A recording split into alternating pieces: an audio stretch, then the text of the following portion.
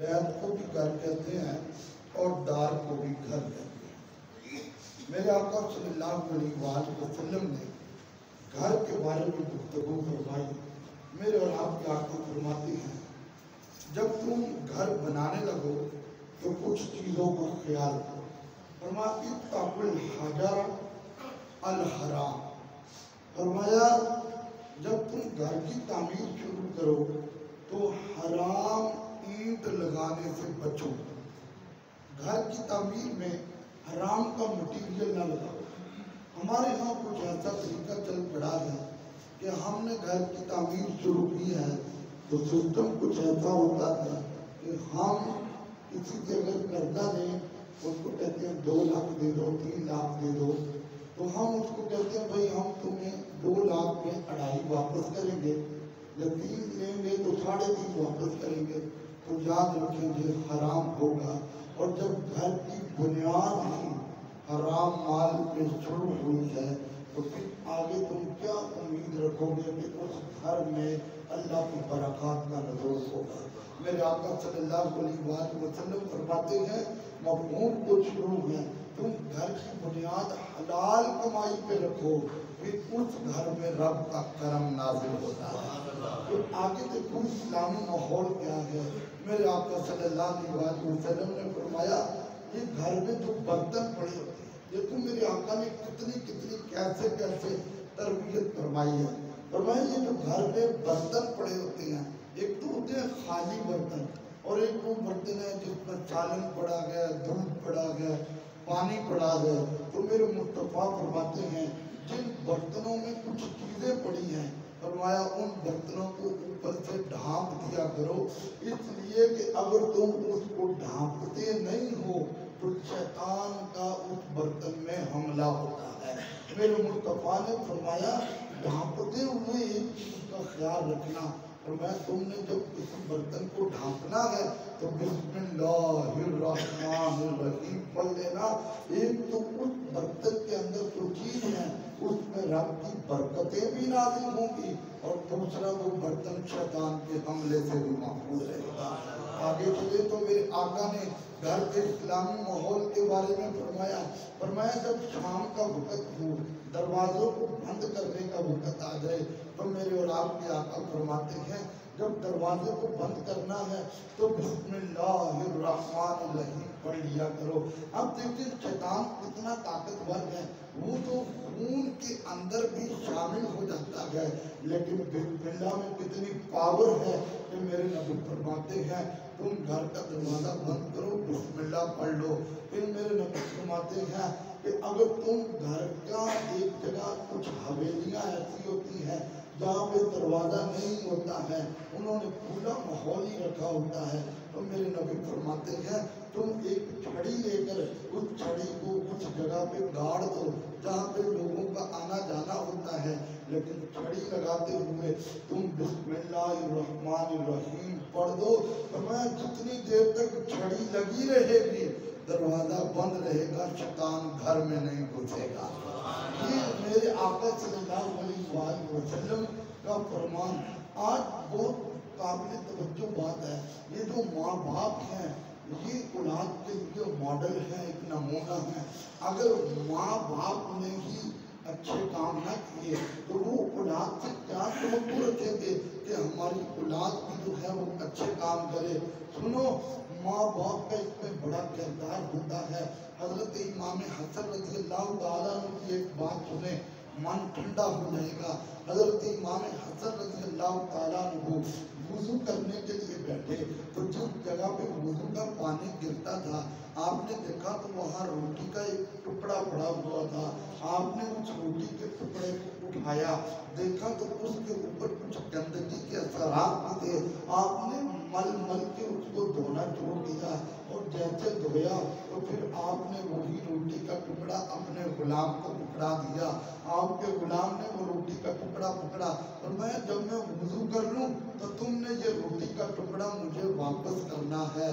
تو جب آپ نے وضو کر لیا تو آپ نے اپنے غلام کو کہا وہ روٹی کا ٹکڑا دے دو مجھے۔ اس نے کہا حضور وہ تو میں کھا چکا ہوں، اور جا پھر میں تمہیں آزاد کر رہا ہوں۔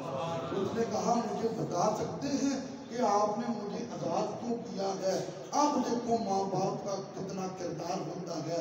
امام حسن مجتبی رضی اللہ عنہ فرمانے لگے میری امی حضرت سیدہ فاطمہ زہرا رضی اللہ تعالی عنہا آپ نے ہماری تربیت کی ہے کہ بیٹا جب کسی تم روٹی کے ٹکڑے کو گرا ہوا دیکھو تو اس کو اٹھاؤ، اٹھا کر صاف کرو۔ اور میری امی نے کہا کہ یہ میں اپنی طرف سے نہیں کہہ رہی، یہ سرکار کا فرمان ہے، جو روٹی کا ٹکڑا گندگی سے اٹھا کے صاف کر کے منہ میں ڈالتا ہے ابھی پیٹ میں وہ روٹی کا ٹکڑا مکمل اترتا نہیں، اللہ اس بندے کی بخش فرما دیتا ہے۔ میں نے تمہیں آزاد کر دیا ہے اس لیے کہ تم ہے جنتی، اور جنتی لوگوں سے میں کام نہیں لے سکتا۔ لیکن یہ ماں کی تربیت کا اثر تھا۔ اگر اس ماں نے آٹا گوندھا تو قرآن پڑھا، اگر اس ماں نے سالن پکایا تو قرآن پڑھا، اگر اس ماں نے جھاڑو دیا تو قرآن پڑھا۔ یہ اس طرح کی تربیت تھی کہ میدان کربلا میں ان بچوں نے پھر قرآن پاک پڑھ کے زمانے والوں کو بتایا یہ امی کی تربیت کا اثر ہے۔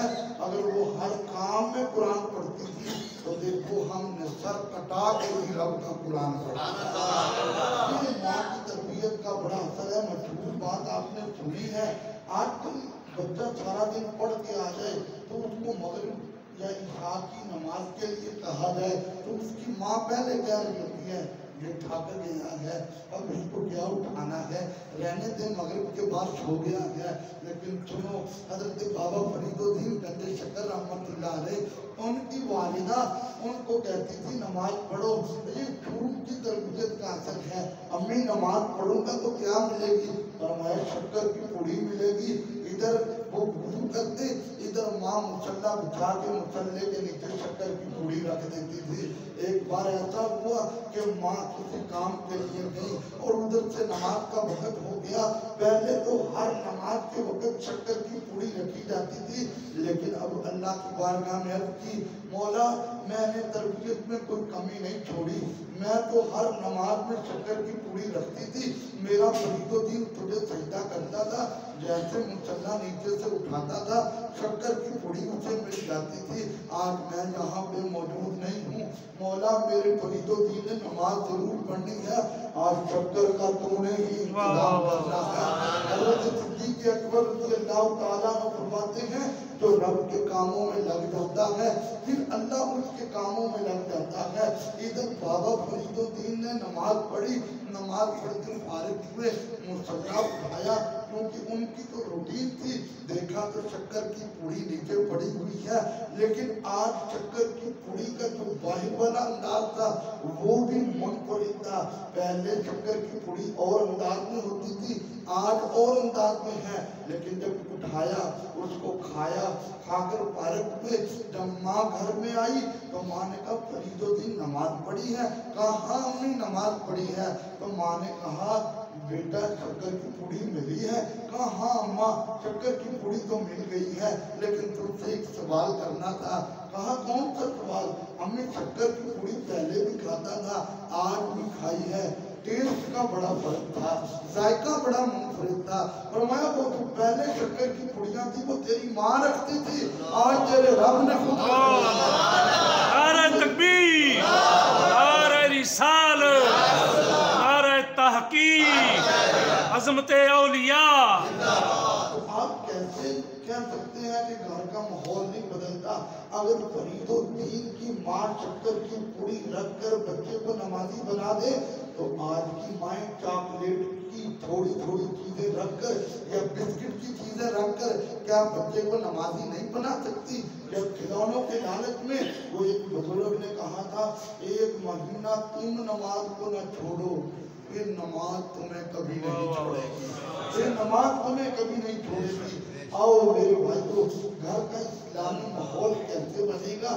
میرے لجپال آقا صلی اللہ علیہ وآلہ وسلم کی بارگاہ میں عورت ایک آئی، اس نے کہا کہ میں اپنی ساری عورتوں کی طرف سے بات کرنے آئی ہوں۔ میرے نبی نے فرمایا کیا بات ہے؟ اس نے کہا بات یہ ہے کہ مرد نیکیوں میں ہم سے آگے بڑھ جاتے ہیں، جمعے کے اجتماع میں بھی چلے جاتے ہیں، اس کے علاوہ وہ میدان جہاد میں بھی چلے جاتے ہیں، اس کے علاوہ وہ بڑے بڑے نیک کاموں کے لیے بھی چلے جاتے ہیں۔ ان کو تو اکیلے حج کی بھی اجازت ہے، ہمیں تو اکیلے حج کی بھی اجازت نہیں ہے، تو ہم نے مردوں والا ثواب لینا ہو تو کیسے حاصل کریں گے؟ میرے مصطفیٰ نے فرمایا دیکھو اگر تم نے مردوں والا ثواب لینا ہو تو اپنے گھر کی چار دیواری کا خیال رکھو، تم اپنے شوہر کے جانے کے بعد اپنے گھر کی حفاظت کرو، مصطفیٰ کریم صلی اللہ علیہ وسلم کے فرمان کے مطابق گھر کی حفاظت کرو گی، پاسداری کرو گی، وہ میدان جہاد میں تلوار اٹھائیں گے تو ان کو جہاد کا ثواب ملے گا، تم گھر میں اسلامی ماحول بناؤ گے تو تمہیں اللہ جہاد کا ثواب ملے گا۔ تو یہ کتنا بڑا انعام ہے۔ آج بچے کے سامنے باپ بھی جھوٹ بول رہا ہوتا ہے، آج بچے کے سامنے جو ہے وہ ماں بھی طرح طرح کے ہیلے اور بہانے بنا رہی ہوتی ہے۔ آج گھروں سے ہندوؤں کی رسمیں تو ختم نہیں ہو رہی اور پھر کہتے ہیں اسلامی ماحول کیسے بنے۔ ہاں اسلامی ماحول بنانے کے لیے ماں باپ کا بڑا کردار ہے۔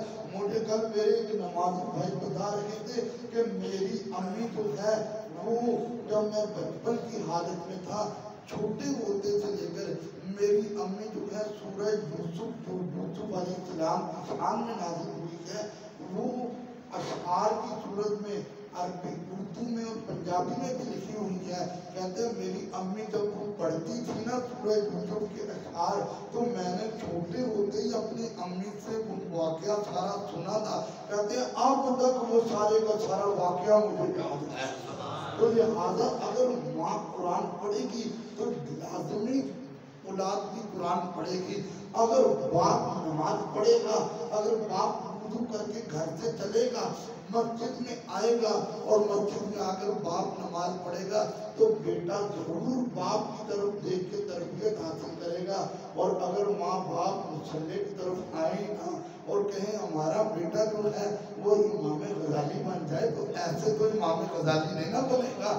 آؤ آج کے اس ماحول میں جو آج کا ہمارا موضوع ہے کہ گھر کا اسلامی ماحول، اس ماحول کو جانچنے کے لیے ہمیں سرکار کی سیرت پہ عمل کرنا ہوگا۔ جب ہم اپنے آقا صلی اللہ علیہ وسلم کی سیرت پہ عمل کریں گے تو انداز بڑا نرالا ہوگا۔ ہمیں بات بات پہ بچوں کو ڈانٹنا نہیں چاہیے، بات بات پہ بچوں کو پریشرائز نہیں کرنا چاہیے۔ یاد رکھیں تربیت کے انداز کو دیکھنا ہے تو میرے آقا کا دیکھو، میرے آقا جماعت کروا رہے تھے، ایک صحابی پیچھے آئے، انہوں نے جوتوں والی جگہ پہ جوتا اتارا، اندر داخل ہوئے، دیکھا حضور رکوع میں ہے، انہوں نے اللہ اکبر کر کے وہیں پہ رکوع کر لیا اور وہیں سے چلتے چلتے آئے اور رکعت میں شامل ہو گئے۔ اور جیسے وہ رکعت میں شامل ہوئے، نماز سے فارغ ہوئے، صحابہ نے اس کا عمل سے دیکھ لیا تھا، صحابہ نے میرے آقا کی بارگاہ میں شکایت کر دی، آقا اس نے ایسے کیا ہے، سنو تربیت کیسے کی جاتی ہے۔ میرے نبی نے ان کو بلایا، یہ نہیں کہ وہیں پہ کھڑے ہو گئے اور کہنا شروع کر دیا تم نے ایسا کیوں کیا، تم نے ایسا کیوں کیا، نہیں، میرے نبی نے ان کو بلایا، اپنے پاس بٹھایا، ان کے سر کے اوپر ہاتھ رکھا، فرمایا مجھے پتہ ہے تم دین سے بڑا پیار کرتے ہو، میں اللہ کا رسول دعا کرتا ہوں اللہ تیرے دین کے پیار میں اور برکتیں عطا فرمائے۔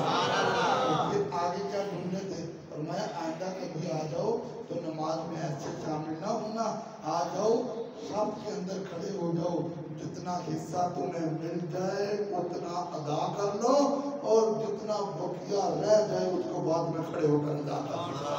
لیکن آج کل اگر کوئی بزرگ بیٹھا ہو ٹھیک ہے اور اس کا بچہ جوان آ جائے اور اس کا جوان بچہ اگر ایسا کر لے تو وہ بزرگ پتہ چار بندوں کے سامنے کیا کہے گا، اور ایک تو پیسے میں گال دیتے نے، دیہڑیاں گال دیتیاں نے، ابھی تک نماز پڑھنے کا طریقہ ہی نہیں آیا، یہ طریقہ میرے نبی کا نہیں ہے، میرے مصطفیٰ نے تو سمجھایا اپنی سندان میں۔ آخری بات، میرے نبی نے تو کھانے کے دسترخوان پہ بھی تربیت کی۔ ایک صحابی کہتے ہیں میں سرکار کے ساتھ کھانے کے لیے بیٹھا تو میں نے اس باؤل میں جس میں سالن تھا میں نے اس باؤل کے چاروں طرف سے لقمہ اٹھانا شروع کیا تو کہتے ہیں میرے نبی نے اس صحابہ کے مجمع میں حالانکہ یہ عمل میرا تھا لیکن بائی نیم مجھے نہیں میرے نبی نے فرمایا میرے نبی نے فرمایا اے میرے صحابہ میرا دل کرتا ہے میں تمہیں ساتھ ساتھ کھانے کے آداب بھی بتاتا جاؤں اور میرے نبی نے جب گفتگو شروع کی تو پہلا جملہ ہی یہ تھا کہ جب تم کھانے کے برتن سے کھانا شروع کرو تو اپنے سامنے سے کھانا شروع کرو سرکار نے گفتگو بھی کی اور میری تربیت بھی کی اور بعد میں کہتا جا رہا تھا میرے ماں باپ قربان ہوں ایسی ہستی پر جس نے تربیت کی ہے جو میرا کام بھی بن کے آ گئے اور کھانے کے آداب بھی بتا دیے خودی کو کر بلند اتنا کہ ہر تقدیر سے پہلے خدا بندے سے خود پوچھے بتا تیری رضا کیا ہے اور خدا نے آج تک اس قوم کی حالت نہیں بدلی ہو نہ جس کو خیال اپنی حالت بدلنے کا دعا ہے اللہ رب العزت ہمارے گھروں کے ماحول کو اسلامی بنائے وما علینا الا البلاغ لا